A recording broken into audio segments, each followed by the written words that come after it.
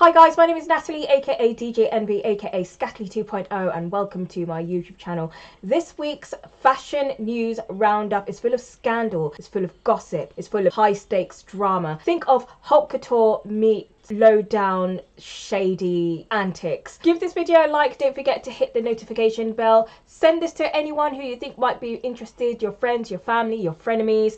Is the subscribe button doing that shimmery, shiny, glowy thing? Smash it and stay tuned right until the very end, because your next luxury purchase might not go ahead only because of the things that I'm going to be telling you. Number one, and everyone is talking about this at the moment, is Anna Wintour's resignation. So now that Anna Wintour has stepped down as editor-in-chief of American Vogue, somebody needs to run the content at the much diminished publication. So who do we think it will be? Back in the good old days, my immediate thought would have been Edward Enninful. Most people agreed that he did a great job at British Vogue when he was editor-in-chief there. But when he stepped down from that position, there were rumours that he and Anna's working relationship had deteriorated. We don't know whether that's true or not, but what we do know is that Anna is still the global editorial director of Condé Nast in general. So I don't see Edward coming back to work under Anna at this point, especially since he has just announced the launch of a new magazine. My next thought was Chio Minardi, who's the current editor of British Vogue. However, I'm not sure that British Vogue has made much noise under her leadership just yet. I mean, it hasn't been very long, but the covers haven't really jumped out at me, nor has the editorial content. But who knows, maybe Anna thinks differently. I also thought about Samira Nasra. She's the current editor-in-chief at Harper's Bazaar. Like American Vogue, Harper's Bazaar is a magazine that's probably getting by on the basis of past glories. So in one sense, she would be perfect for this, but then what's in it for her? People have widely approved of her stewardship of Harper's Bazaar, so is this lateral move going to benefit her in any way? I'm not sure. I actually think the job might go to Chloe Malley. She is the editor of Vogue.com presently, and obviously digital is the most relevant part of the Vogue enterprise at this point, so it makes sense to elevate the digital editor. Also, she is a Nepo baby. She's the daughter of Candice Bergen, the actress. Fashion magazines and nepotism go together like bread and butter. In terms of who I would want to see, I would love to see Marc Jacobs do it, because I loved when he guest edited US Vogue, but that's never gonna happen. There's literally no chance of that happening. Vogue icon Anna Wintour has stepped down as editor-in-chief of US Vogue. She will remain as global chief content officer, but US Vogue will need to get a new head of editorial content. Industry reaction has ranged from shock to nostalgia, but to be fair guys, she has put in a decent shift. People are calling it the end of an era. Some people are listening to what advice that she has for the next generation of fashion designers, producers, photographers, or any up-and-coming stars within the fashion sphere who would want to take their career further in the long term. Well, I talk to a lot of young fashion students, a lot of young designers, a lot of young journalists, and I always impress on them how important it is not to want success too early. It's very easy with the world that we live in today with social media. Everyone thinks that they can be super famous, super fast. That doesn't necessarily mean super successful. So my advice always is work with or for someone that you admire, that you can learn from, and take your time. Think of your early life as the equivalent of being maybe a university where you're there to learn and to study and to make mistakes and not make a hard and fast decision. I think this idea of having to have this very firm path early in life is a huge mistake. I think from late teens until, you're in your early 30s, that's a time for experimentation and trying things out and making lots of mistakes and learning from those mistakes and not worrying so much about making it. I think this emphasis on being a celebrity and being so successful at an early age is very destructive, and you will be happier and more successful and have more longevity in your career and possibly in your relationships if you use your earlier years to find your way. Let's talk about Vogue cover updates. So this year in 2025, there have been some very interesting pics of who is going to be featuring on the cover of Vogue in the UK. Earlier on in 2025, so a couple of months ago in May, we did have Billie Eilish. I did forget to buy June's edition. We did have Bella Hadid. And for this month, British Vogue cover, we have got UK starlet Dua Lipa on the British Vogue cover. Lord leads the Australian Vogue. And then we do have Gracie Abraham, who appears on Vogue Mexico. FYI, I do not know who this person is. If anyone wants to drop a comment or a link in the comments box below, just to let me know who this starlet is. Apparently she's a well-renowned singer in Middle America. Forward some links so I'll be able to watch some interviews or listen to one of her songs so I can get acquainted with who this starlet is. They're all musicians and they are turning into July's high-end fashion magazine cover royalty, showing that celebrity culture can reign in high fashion. Sticking with high-end fashion, we're going to be talking about collaborations, and this year we have another second drop from Dolce & Gabbana and Havaianas. Havaianas. I think it dropped last month in June 2025 when DG Footwear has worked in collaboration with Brazilian flip-flop experts. The flip-flop collaboration blends luxury with fun. Luxury meets laid back. This collection features 3 distinct ranges: the classics, the botanicals, and the boho style. From the leopard print to the zebra print, to the exotic-esque botanical themes, to the romantic aesthetics of foliage and blossoms. Expect these flip-flops to retail anywhere from £150 to £140, plus limits on the resale value. Is it worth the hype? Well, why don't you go to havaianas.co.uk or dolceandgabbana.co.uk, have a look at their online exclusive sales, or you'll be able to go in store at the Dolce & Gabbana boutiques, or you could go anywhere on the high street where they sell Havaianas, and hopefully they'll be able to order in some for you, or they'll be able to point you in the right direction. This is something which I have been really interested in. So Tattoo Life recently have been brought a case against them in a high stakes lawsuit. The drama, the shade, the unhinged antics, all of this has been exposed in Olivia Attwood's ITV documentary, Olivia Attwood versus the Trolls, which exposes the dangers and toxic world of online trolls.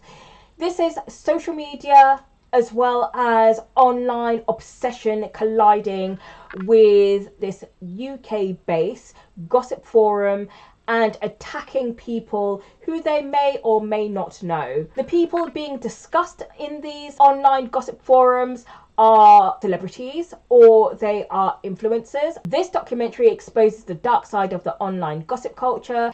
The UK Online Safety Act has been brought into force since March 2025, which means that online forums like Tattoo Life will make sure that any of the end users as well as the moderators of the websites are scrutinized for compliance, and this prevents illegal or harmful content being shared. This is well overdue because Tattoo Life and similar sites have been mostly unregulated, particularly in the entertainment, influencing, sporting and fashion worlds. You'll be able to read some more information about this. There's going to be links in the comments box below for you to bring yourself up to speed about everything that has been going on. Hermes bag scam, the rich kids of IG. Let me tell you, I'm a huge fan of trash telly, and there was one show on Channel 4 called The Rich Kids of Insta, and it featured one particular person called Jack Watkins. This particular person has pleaded guilty recently to defrauding individuals, including his own dad, and scammed them out of over £200,000. He lured his investors with promises of high returns from him sourcing rare Hermes bags, specifically the exclusive Birkin bags, which is known for fetching 6-figure sums on the resale market.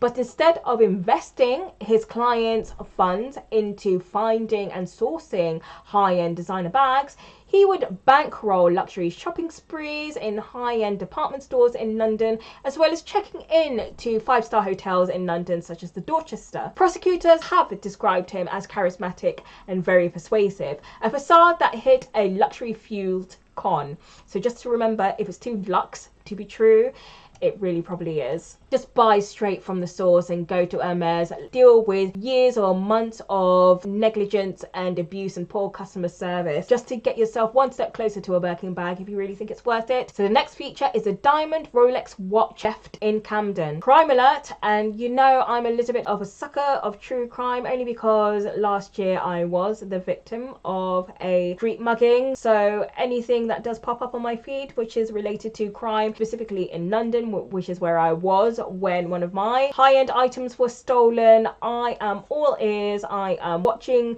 the documentaries, I'm watching the news reports, I'm reading the articles, I'm getting myself up to speed, so I know exactly what is going to be happening.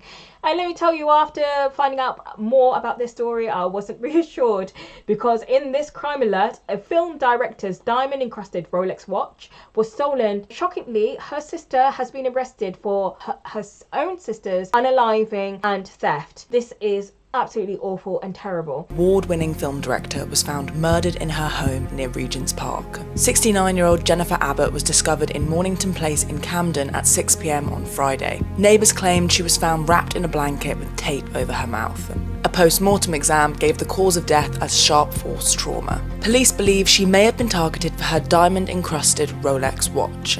Metropolitan Police officers were called by the London Ambulance Service, who attended and sadly pronounced her dead at the scene. They suspect the luxury watch may be missing from her address. At this stage, there have been no arrests and the killer remains at large. The force is appealing to the public for any information about the whereabouts of her watch. And just a reminder that luxury items not only can cost money, it can cost a life. Kate Moss, supermodel and UK national treasure, has been in the news quite a lot recently. Every time Kate Moss is seen tweeting in public at Paris Fashion Week, usually, you guys are all like, congratulations, Kate, amazing, party girl, yay, get it, girl. When a working class girl or someone just generally less glamorous admits to having a dependency, I do not see the same comments. The attitude is usually scathing, particularly if the woman in question is a mother. Usually mums with dependencies are called every name under the sun. Kate is also a mother, but I never hear anybody bring that up in the comments whenever videos like this of her come out. Now, to be clear,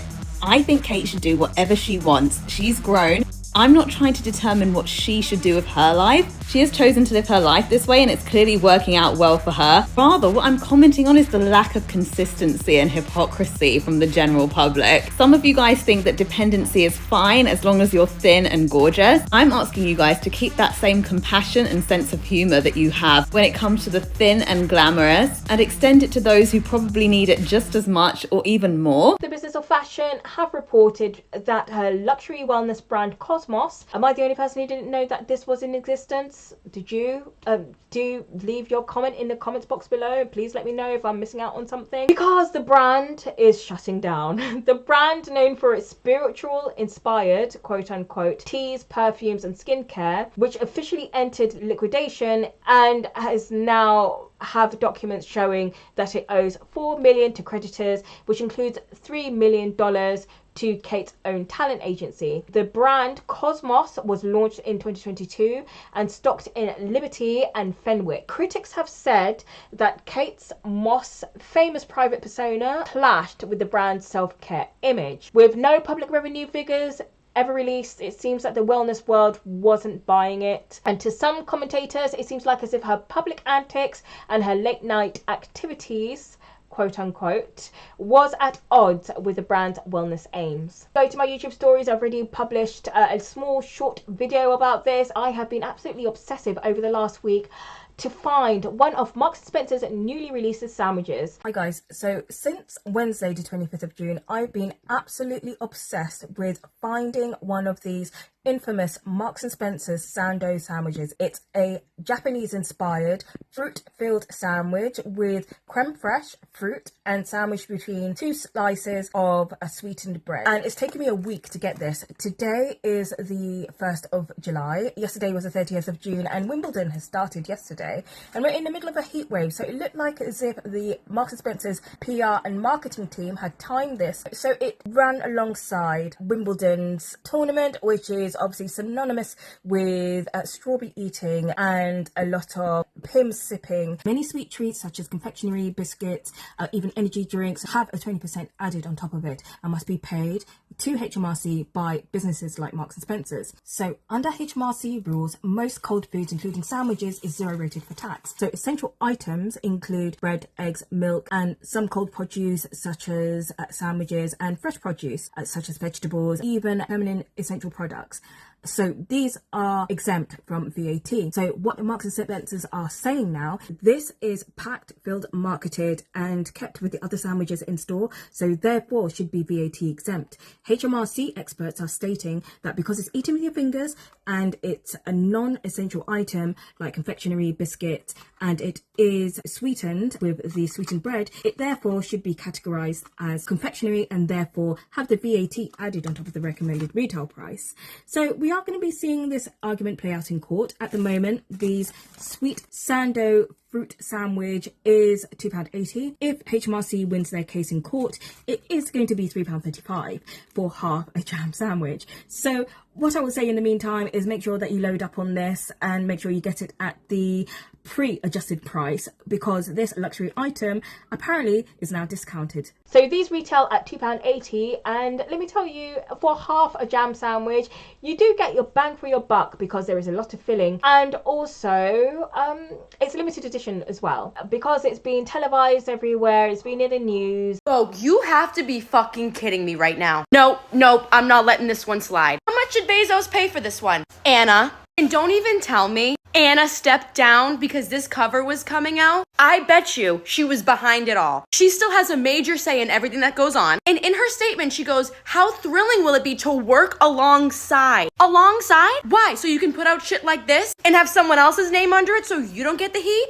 This just shows it's not about fashion at American Vogue. This is about fashion. This is about fashion. This is a literal fucking joke. Like, I don't care, it's a digital cover. It's still the June cover. They unpinned Hailey's summer issue and put her right there. Got the wedding gift, Jeff? How much was it? Anna, I hope it was worth it. I hope that check is worth the embarrassment. And Dolce & Gabbana designing the wedding dress is another joke. They give the same dress to everyone. Lace up to the neck. This isn't her at all. Didn't she wear this like this week?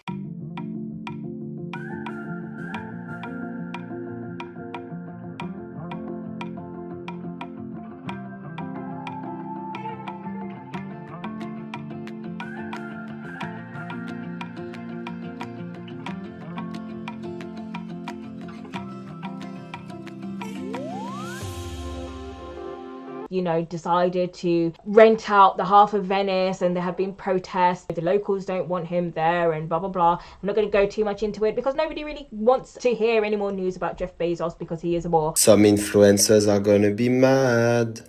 France has just banned fast fashion. Brands like Shein, Temu or AliExpress cannot hire influencers to talk about their products, and they can't even have ads on the streets anymore. This new law that just passed yesterday in France, the rare thing happened. The Senate voted at unanimity for this law to pass. On top of this ban for ads, it also taxes every product that you buy on Shein for €5 and by 2030 by €10 for each product. The ban is only for brands like Shein, Temu and AliExpress, not for H&M, Zara and Kiabi. As you know, fast fashion is horrible for the environment. It's horrible ethically. And people treat these clothing as disposable items. And I think that's a huge problem. So I'm happy about this ban.